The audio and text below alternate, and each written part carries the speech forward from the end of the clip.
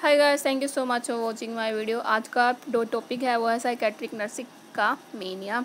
तो मेनिया क्या होता है? मेनिया एक ऐसा डिसीज़ है जिसके अंदर जो एक पर्सन है वो संकी हो जाता है, एक्साइटेड हो जाता है, वोलेंट बिहेवियर शो करता है। नॉर्मली हम बात करें तो भड़कीले कपड़े पहनता है, ज़्यादा इंटरेक्ट करता है। ठीक है, तो मीनिया की डेफिनेशन है, mania is a serious mental illness which is characterized by excited violent and over activity या फिर hyper activity of a person.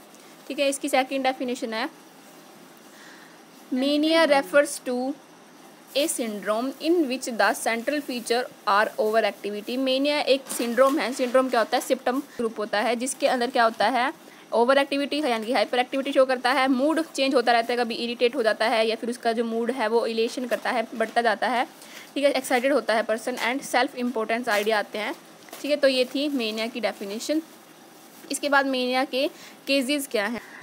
तो सबसे पहला है न्यूरोट्रांसमीटर एंड स्ट्रक्चरल हाइपोथाइसिस।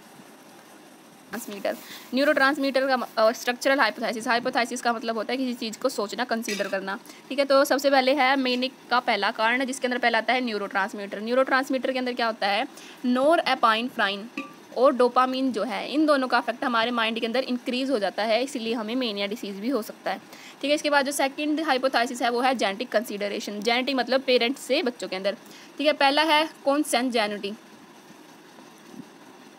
मतलब इसका मतलब है सेम कास्ट मैरिज। अगर किसी भी पर्सन के फैमिली के अंदर सेम कास्ट मैरिज हो, रिलेटिव्स के अंदर शादी हो या कज़न से शादी हो, तो मेनली ये डिसीज़ हो सकता है जो उनके नेक्स्ट जनरेशन होगी, ऑफस्प्रिंग्स होंगे उनके अंदर। ठीक है, उसके बाद आता है मोनोजाइगोटिक ट्विंस। जो बच्चे आइडेंटिकल ट्विंस होते हैं उनके अंदर भी चांसेस होते हैं मेनिया होने के। ठीक है, और फर्स्ट डिग्री और इसका है first degree relative. First degree relatives मतलब पेरेंट्स से बच्चों के अंदर। ठीक है, तो पहला है न्यूरोट्रांसमीटर के अंदर क्या होता है, हमारे ब्रेन के अंदर नोरएपिनेफ्राइन और डोपामाइन है वो इंक्रीज हो जाता है। सेकंड के अंदर पेरेंट्स से बच्चों के अंदर आ सकता है, और जो भी आइडेंटिकल ट्विंस होते हैं उनके अंदर भी मेनिया पाया जाता है। इसके बाद है psychodynamic theory. Psychodynamic theory 100% sure नहीं है, ये सिर्फ हाइपोथेसिस है, सिर्फ कल्पना की गई है कि ये कारण भी हो सकते हैं मेनिया के, लेकिन अच्छी तरह से साइंटिफिकली प्रूवन नहीं है। ठीक है, इसके बाद है, इसके अंदर क्या कहा गया है कि अगर फैमिली के अंदर ही शुरुआत से फॉल्टी हो, खराबी हो, ठीक है, तो फिर उनके जो ऑफस्प्रिंग होंगे, जो नेक्स्ट जनरेशन होगी, उनके अंदर भी मेनिया डिसीज़ हो सकता है। इसके बाद सेकंड चीज़ इन्होंने कही है, जो भी पर्सन डिनायल डिप्रेशन का जो डिफेंस मैकेनिज्म है यूज़ करते हैं उनके अंदर भी मेनिया डिसीज़ हो सकता है। तो इसके हमारे मेनिया के 3 कारण है। पहला है न्यूरोट्रांसमीटर जिसके अंदर नोरएपिनेफ्राइन और डोपामाइन इंक्रीज हो जाता है। सेकंड है जेनेटिक के अंदर जो ट्विंस होते हैं और जो क्लोज रिलेटिव्स होते हैं, उन सेम कास्ट मैरिज और जो आइडेंटिकल ट्विंस होते हैं उनके अंदर भी मेनिया पाया जाता है। थर्ड थ्योरी है साइकोडायनेमिक। इसके अंदर क्या होता है, अगर फैमिली के अंदर ही फॉल्टी फैमिली डायनेमिक्स और जो person denial depression defence mechanism use करते हैं उनके अंदर भी मेनिया हो सकता है। तो ये थे इसके केसेस। कितना सबसे पहले एलिवेटेड मूड, यानी कि जो है पर्सन, उसका जो मूड है वो हमेशा ही एलिवेटेड रहेगा, बढ़ा हुआ रहेगा, जिसके अंदर पर्सन एक्साइटेड हो जाएगा। कोई भी चीज़ है उसको एक्साइटेड कर देगी। कोई भी कलर है वो सारे गॉडी GAUDY गॉडी भड़कीले कपड़े पहनेगा। ठीक है, और अट्रैक्टिव कपड़े पहनेगा, खुद को बिल्कुल एक सेलिब्रिटी की तरह तैयार रखेगा, हमेशा मेकअप वगैरह करना उसकी हॉबी रहेगी। ठीक है, उसका मूड जो है वो इरिटेटेड रहेगा। कोई भी पर्सन उसे नहीं पसंद तो उसका तो वो इरिटेटेड बिहेवियर शो करेगा, और जो है एक्सेसिव इंटरेक्ट करेगा। जो भी पर्सन है, कोई भी नर्स है, फिर साइकेट्रिक पेशेंट है, उनके साथ हमेशा ज़्यादा इंटरेक्ट करेगा, ज़्यादा बातें करेगा। ठीक है, इसकी 4 स्टेजेस हैं। पहली है euphoria, elation, exaltation and ecstasy. इसके अंदर क्या आता है, euphoria means moderate elevated of mood का एलिवेशन यूफोरिया कहलाता है। इलेशन क्या होता है, हमारी जो साइकोमोटर एक्टिविटीज़ होती है, जो भी एक्सप्रेशन हम शो करते हैं, एक्सप्रेशन को शो करने के लिए जो भी हम एक्टिविटी करते हैं उससे साइकोमोटर एक्टिविटी कहते हैं, वो भी इंक्रीज हो जाती है। एक्सल्टेशन के अंदर पर्सन को यूफोरिया भी होता है, इलेशन भी होता है, प्लस डिल्यूजन ऑफ ग्रैंडियोर भी होता है। डिल्यूजन ऑफ ग्रैंडियोर का मतलब होता है अपने आप को महान समझना। ठीक है, और डिल्यूजन होता है फॉल्स फिक्स्ड बिलीफ। ये फॉल्स फिक्स्ड बिलीफ कि वो खुद एक महान व्यक्ति है, खुद को किंग समझता है, प्रधानमंत्री समझता है, या खुद को बहुत महान समझता है, इसका मतलब है डिल्यूजन ऑफ ग्रैंडियोर। इसके बाद है लास्ट स्टेज, वो है ecstasy. Ecstasy means severe elevation of mood. जो यूफोरिया होता है मॉडरेट एलिवेशन ऑफ मूड, लेकिन एक्सटेसी कहते हैं सीवियर एलिवेशन ऑफ मूड। इसके अंदर क्या होती है, पर्सन को ओवरवेलमिंग फीलिंग होती है और फीलिंग ऑफ रेजिलियसनेस होती है। इसके अंदर पर्सन अपने आप को कूल एंड काम समझता है। ठीक है, इसके बाद आता है और कौन कौन सी साइन एंड सिम्टम्स हो सकते हैं। तो पहला, इसके बाद 4 स्टेजेस के बाद आता है पहले था यूफोरिया, फिर था इलेशन, फिर था एक्सल्टेशन, उसके बाद एक्सटेसी, इसके बाद आता है साइकोमोटर एक्टिविटी। साइकोमोटर एक्टिविटी है वो हमेशा इंक्रीज रहती है, there are an increased psychomotor activity. Okay, इसके बाद है थॉट एंड स्पीच में क्या क्या होता है। थॉट एंड स्पीच के अंदर फ्लाइट ऑफ आइडिया आता है। फ्लाइट ऑफ आइडिया मीन्स कि पर्सन अलग अलग बातें करेगा, अलग अलग टॉपिक पे बातें करेगा। हो सकता है उन दोनों टॉपिक में मेल हो, लेकिन कई बार होता है कि उनके अंदर जो बातें करता है उनमें मेल नहीं होता। एग्जाम्पल के लिए जैसे बॉल नीले रंग की है, नीला आसमान है, तो इसके अंदर कॉमन वर्ड है नीला। ठीक है, अगर ये टॉपिक मिलते ना हो कि मेरा कूलर नीले रंग का है, इस पर्सन ने वाइट कलर का कोट पहना है, ठीक है, तो इन दोनों सेंटेंस में कोई मेल नहीं है, तो ये कहलाता है फ्लाइट ऑफ आइडिया। अगर फ्लाइट ऑफ आइडिया के अंदर स्पीच जो भी वो सेंटेंस बोल रहा है उसके अंदर मेल, मतलब वो एक दूसरे से मेल खाते हैं, ठीक है, तो वो है कोहेरेंस। ठीक है, कोहेरेंस। अगर दोनों सेंटेंस मेल नहीं खाते हैं तो वो है इनकोहेरेंस।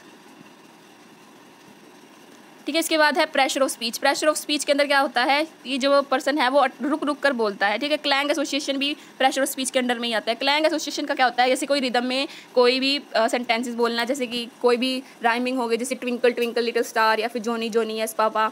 इसके अलावा कोई भी वर्ड्स जो मेल खाते हैं जैसे कैट, बैट, मैट, रैट, तो ये कहलाते हैं क्लैंग एसोसिएशन। ठीक है, इसके बाद है डिल्यूजन ऑफ ग्रैंडियोर और delusion of persecution. Delusion of grandeur का मतलब अपने आप को महान समझना, और डिल्यूजन ऑफ परसिक्यूशन का मतलब होता है कि कोई भी पर्सन है जिसके साथ जो भी उनका रिलेटिव है, उसका बेटा है, उसकी वाइफ है या उसकी बेटी है, उसे वो मारना चाहते हैं। False fixed belief that his close relatives wants to kill him is called delusion of persecution. ठीक है, और इसके बाद आते हैं क्लिनिकल फीचर्स, यानी कि अलग साइन एंड सिम्टम। तो पहला है इंक्रीज सोशिएबिलिटीज़, यानी कि जो भी उसकी सोशल एक्टिविटीज़ हैं वो भी इंक्रीज़ हो जाएंगी। इसके बाद है इम्पल्सिव बिहेवियर। इम्पल्सिव बिहेवियर मतलब माल अडेप्टेशन। अडेप्टेशन मतलब कि कोई भी किसी के साथ इंटरेक्ट करने की जो उसकी कैपेसिटी है उसके अंदर माल आ जाएगी, मतलब उसके अंदर कमी आ जाएगी। फिर है डिसइनिबिशन। उसके बाद है पुअर जजमेंट। पुअर जजमेंट का मतलब किसी भी पर्सन से अगर हम पूछेंगे कि वो पर्सन कौन है, अगर हम डॉक्टर की तरफ इशारा करके पूछेंगे कि पेशेंट, साइकेट्रिक पेशेंट से वो कौन है, तो वह जज नहीं कर पाएगा कि वो कौन है। ठीक है, कि जो जजमेंट पावर है, कैपेसिटी है, वो डिक्रीज़ हो जाएगी। इसके बाद है हाई रिस्क एक्टिविटीज़। कोई भी हाई रिस्क एक्टिविटी करेगा, जैसे कि कोई भी फाइनेंशियल इन्वेस्टमेंट है वो गलत जगह करेगा जिससे उसको फाइनेंशियल लॉस हो सकता है। ठीक है, या फिर कोई भी ऐसी जगह पैसे लगाएगा जहाँ पे उसको सिर्फ लॉस ही लॉस हो सकता है। इसके बाद है डिक्रीज नीड फॉर स्लीप। जो भी उसकी स्लीप साइकिल है वो डिक्रीज़ हो जाएगी। और उसके बाद है decrease food intake due to over activity. ज़्यादा ओवर एक्टिविटी करने की वजह से उसकी जो फूड की इनटेक है वो भी कम हो जाएगी, और जो उसकी इनसाइट है वो भी एब्सेंट हो जाएगी। इसके बाद है डायग्नोसिस। डायग्नोसिस के अंदर हम क्या करते हैं, पहला है हिस्ट्री टेकिंग करेंगे, फिर उसके बाद MSC करेंगे, मेंटल स्टेटस एग्जामिनेशन, और एंड में उसके साइन एंड सिम्टम्स को हम ऑब्जर्व करेंगे। ये थे डायग्नोस।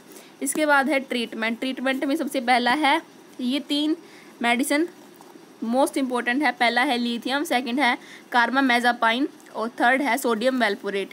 इसके बाद इसके अलावा हम कौन कौन से ट्रीटमेंट कर सकते हैं, इसके बाद है ECT इलेक्ट्रोकन्वर्सिव थेरेपी, यानी कि शॉक थेरेपी। इसके बाद है psycho social treatment. Psycho social treatment के अंदर क्या आता है, पहला है फैमिली एंड मेंटल ट्रीटमेंट।